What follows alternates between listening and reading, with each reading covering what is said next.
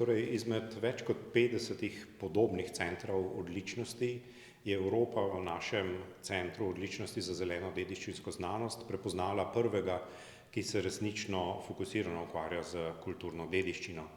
V okviru našega centra bi radi pripomogli dediščinskemu sektorju k zelenemu in digitalnemu razvoju oziroma transformaciji in veseli smo, da lahko v okviru tega centra povežemo vse glavne igralce, da se tako izrazim, v Sloveniji, ki se ukvarjajo z tem področjem.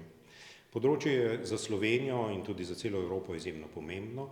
Dediščina je izjemno pomembna pri razvoju recimo kulturnih in kreativnih industrij, dediščinski turizem pa predstavlja približno 40% vsega turizma v Evropski uniji. Tako da smo prepričani, da bomo s številnimi deležniki v Sloveniji kot tudi v tujini vzpostavili nek regijsko vodilni, če ne celo svetovno vodilni center na našem področju.